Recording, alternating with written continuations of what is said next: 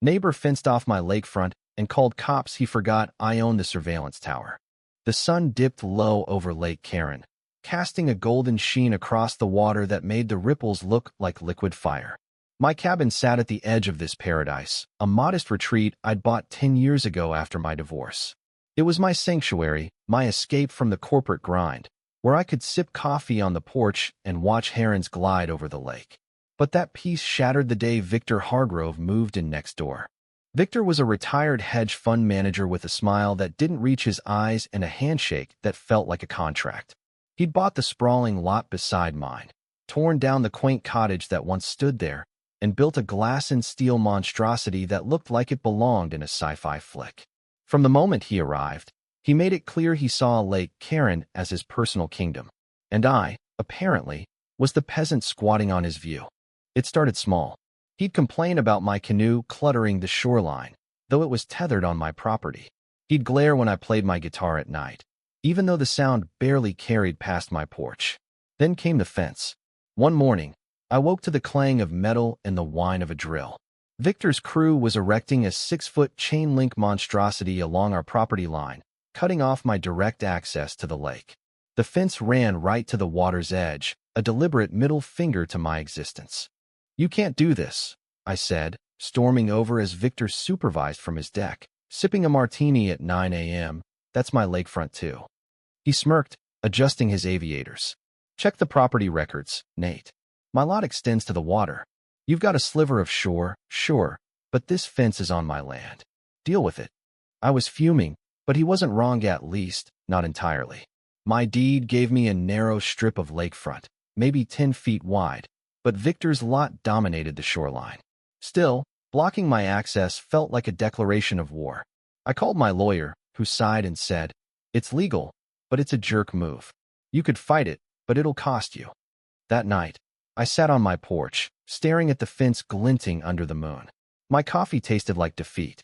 Then my eyes drifted to the old surveillance tower at the back of my property. It was a rickety, 30-foot structure left by the previous owner, a paranoid ex-cop who'd used it to keep an eye on things. I'd never bothered with it, but it had a clear view of the lake and Victor's house. A spark of an idea flickered. The next day, I climbed the tower with a pair of binoculars and a notepad. Victor was hosting another party, his yacht bobbing with corporate types in linen suits. I wasn't spying, not really, just observing my neighbor's habits. That's when I noticed the boat.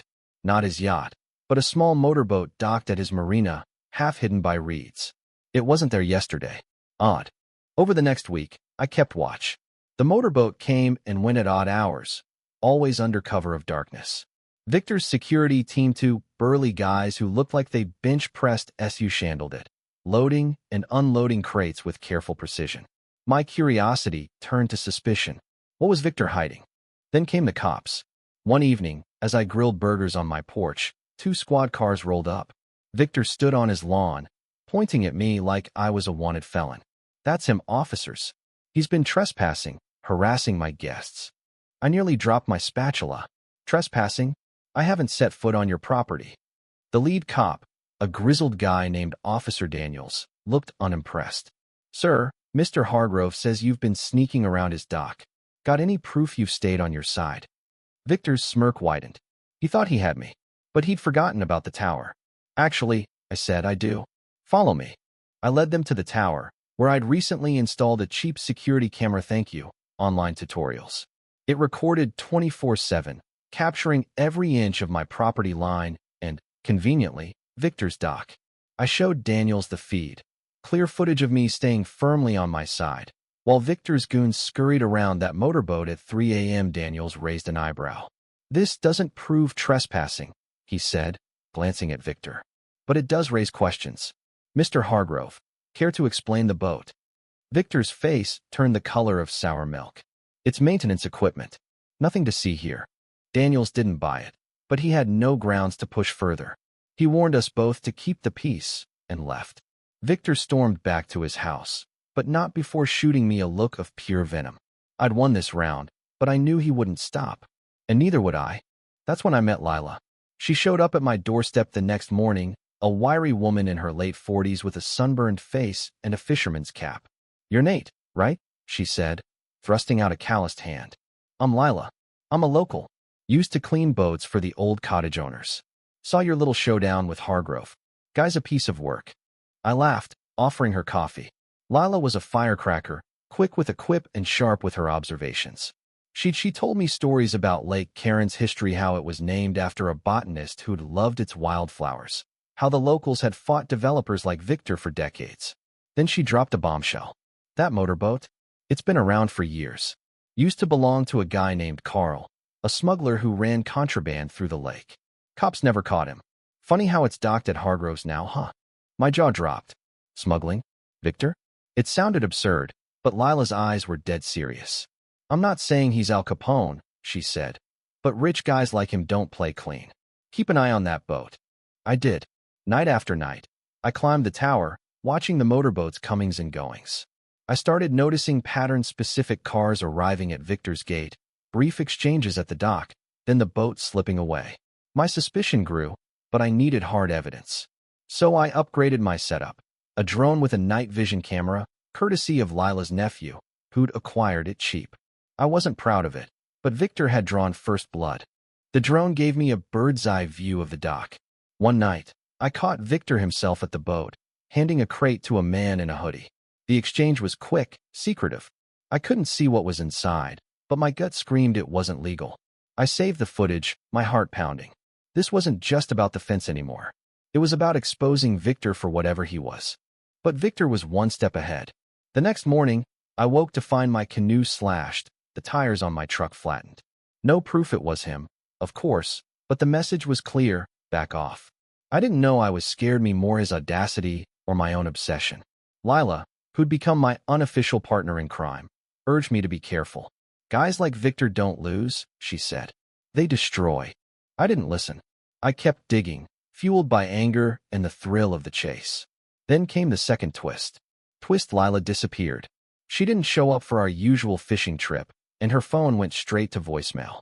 Her boat was empty at the marina. My stomach churned. Had Victor gotten to her? Or was Lila not who she seemed? I climbed the tower again that night, scanning the lake with my drone. That's when I saw it. Lila's boat, tucked into a cove on Victor's property, her silhouette moving with his security team. My heart sank. Was she working for him all along? Had she played me, feeding me just enough to keep me hooked while Victor set his trap? I was about to confront her when my phone buzzed. A text from an unknown number. Nate, meet me at the old dock. Midnight. Come alone. L. I stared at the screen, my mind racing. Trap or truth? I didn't know, but I couldn't walk away. Not now. I grabbed my camera, my flashlight, and a pocket knife I'd never used, and headed for the lake. Lake Karen glittered under the stars, but to me, it looked like a graveyard. The air was thick with the scent of pine and damp earth as I crept toward the old dock, the beam of my flashlight slicing through the darkness. Lake Karen lapped gently at the shore, its calm surface a cruel contrast to the storm in my chest. Lila's text burned in my mind. Midnight. Come alone. Was she a traitor, luring me into Victor's trap? Or was she in trouble, reaching out for help? My grip tightened on the pocket knife, its weight both comforting and useless. I wasn't a hero, just a guy with a grudge and a drone. The old dock was a relic from Lake Karen's quieter days, half-rotted and tucked into a cove where Victor's property met public land. As I approached, my boots sank into the muddy bank, and I froze at the sound of voices. Low, urgent, and unmistakably Victor's. I killed the flashlight and crouched behind a cluster of cattails, my heart hammering. Lila was there, standing on the dock with Victor and one of his goons, a guy I'd nicknamed Tank for his sheer bulk. A crate sat between them, its lid pried open, revealing plastic-wrapped bundles that gleamed faintly under the moonlight. My drone's footage hadn't lied. Victor was moving something shady. But Lila's presence threw me. She stood tall, her fisherman's cap tilted back, her voice sharp. You promised me a cut, Hargrove. Don't jerk me around. Victor's laugh was cold, like ice cracking. You'll get your share, Lila. But you're in deep now. No backing out. I felt like I'd been punched. Lila, my ally, my coffee-drinking, story-spinning friend, was in on it. My mind raced back to our conversations, her tales of Lake Karen's history, her warnings about Victor. Had it all been a performance to keep me distracted while she played both sides? I wanted to storm out, demand answers, but my instincts screamed to stay hidden. I pulled out my phone, opened the drone app, and sent the little machine humming silently into the air. If this went south, I needed evidence. The drone's night vision feed flickered to life, capturing the scene in eerie green. Victor gestured at the crate, his voice dropping to a hiss. This shipment's worth millions, Lila. You think I'd trust you with the details if I didn't have leverage? He nodded to Tank, who pulled out a phone and showed Lila the screen. Her face went pale, her bravado crumbling. You bastard, she whispered. That's my sister. My stomach twisted. Leverage. Victor wasn't just a bully who was a predator. Whatever Lila's role, she wasn't here willingly. I adjusted the drone, zooming in on the crate. The bundles looked like vacuum-sealed bricks, the kind you see in crime dramas. Drugs? Cash? I didn't know, but it was enough to bury Victor if I could get this to the cops. Then it all went to hell. Tank's head snapped up, his eyes locking on the faint buzz of my drone. What the he started, but Victor was faster. He yanked a pistol from his jacket, scanning the sky. Someone's watching, he snarled. Find them. I cursed under my breath, recalling the drone. It wasn't fast enough. Tank grabbed a rifle from the boat and fired a single shot.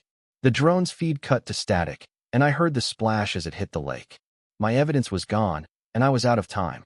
I bolted, crashing through the reeds, my boots slipping in the mud. Behind me, Tank's footsteps thundered, his flashlight beam swinging wildly. I made it to the tree line, my lungs burning, and ducked behind a pine. Tank was too close. I clutched the pocket knife, knowing it was no match for a rifle. Then I heard Lila's voice, sharp and desperate. Victor, stop. It's probably just kids messing around. You're gonna blow this whole deal over a toy. Victor's reply was a low growl, but Tank slowed, his beam sweeping past my hiding spot. I held my breath, praying Lila's bluff would hold. After an eternity, Victor snapped, Fine. Get the crate on the boat. We're done here. I waited until their voices faded, then sprinted back to my cabin, my mind a whirlwind. Lila had saved me, but why? Was she playing both sides? Or was she a victim caught in Victor's web? I locked the door, my hands shaking as I replayed the night. My drone was gone, but I still had the tower's footage hours of Victor's shady dock activity. It wasn't enough to nail him, but it was a start. The next morning, I found a note slipped under my door, written in Lila's scrawl. Nate, I'm sorry. Meet me at the bait shop, noon. I'll explain. No signature, just those words. I didn't trust it, but I couldn't walk away. Lila knew something, and I needed answers. The bait shop was a weathered shack by the marina, smelling of fish and motor oil. Lila was waiting outside, her cap pulled low, her eyes darting like a cornered animal. You saw last night, didn't you? She said, skipping pleasantries. I nodded, keeping my distance. You're working with him. What? She sighed, her shoulders sagging. I'm not with him, Nate. I'm trapped. Victor's got my sister, Mara. She's in a rehab clinic. He owns part of his legit business. If I don't play ball, he'll cut off her treatment. She'll die out there. The pieces clicked. Lila wasn't a traitor. She was a pawn. What's he moving? I asked. Prescription drugs, she said, her voice bitter. Oxy, fentanyl, you name it. He's got a network, doctors, pharmacies, clinics. That boat's his pipeline. I was supposed to help with the lake runs, but I've been stalling, feeding him scraps to keep Mara safe. I wanted to believe her, but doubt gnawed at me. Why tell me now? Because you're in over your head, she said, grabbing my arm. Victor knows someone's watching. He's paranoid, dangerous. You need to back off, or he'll kill you. I pulled away, anger flaring. He's not invincible. I've got footage his boat, his goons. I can take him down. Lila's eyes widened. You don't get it, Nate. He owns people. Cops, judges, even the mayor. Your footage won't mean squat if you're dead. Her words hit hard, but I wasn't ready to quit. Then help me, I said. We can end this together. She hesitated, then nodded. Okay, but we do it my way. No more cowboy stunts. We spent the next 2 days planning. Lila knew the lake's hidden channels, places Victor's boat could be ambushed without witnesses. I rigged the tower with a new camera, this one hidden in a birdhouse, streaming directly to a cloud server Victor couldn't touch. Our plan was simple. Catch the next shipment on video, tip off the feds anonymously, and let them raid Victor's operation. Lila would play her part, keeping Victor distracted. The night of the sting, the lake was cloaked in fog, perfect cover for our trap. I watched from the tower, my laptop glowing with the camera feed. Lila was on the dock, playing her role, while I guided a second drone borrowed from her nephew over the water. The boat appeared, right on schedule, its motor a low hum. My drone caught every detail. Tank unloading crates, Victor barking orders, Lila standing stiffly by his side. Then it went wrong. A second boat emerged from the fog, its spotlight blinding. It wasn't the feds, it was Victor's backup, a crew of armed men I hadn't seen before. Lila, get out. I hissed into my walkie-talkie, but static was my only reply. The camera feed showed chaos. Tank shoving Lila onto the boat, Victor shouting, guns drawn. I'd been played not by Lila, but by Victor. He'd known we were watching. I scrambled down the tower, my pulse racing. I had to get to the dock, but I was too late. The boats vanished into the fog, and Lila with them. My footage was safe, uploaded to the cloud, but it felt hollow. I'd pushed Lila into the lion's den, and now she was gone. The feds raided Victor's property the next day, tipped off by my anonymous upload. They found the crates enough opioids to flood the county and arrested Tank and his crew. But Victor was gone, vanished like a ghost, and Lila's body washed up on the shore 2 days later. The coroner called it an overdose, but I knew better. Victor had tied up loose ends. I sat on my porch, staring at the lake, the fence still standing like a scar. The footage had taken down part of Victor's empire, but he was out there, free, while Lila paid the price. My victory was ashes. I'd fought for my slice of Lake Karen, but at what cost? Lila's sister, Mara, was safe, released from the clinic with no strings attached to me, one small win. But the lake no longer felt like home. I dismantled the tower the next week, its shadow too heavy to bear. Victor's house stood empty, a monument to my failure. I'd won the battle but lost the war, and Lake Karen's wildflowers seemed to wilt in mourning. What do you think? Was I right to fight Victor, knowing the risks? Should I have backed off, spared Lila's life? Share your thoughts on where the line falls between justice and recklessness.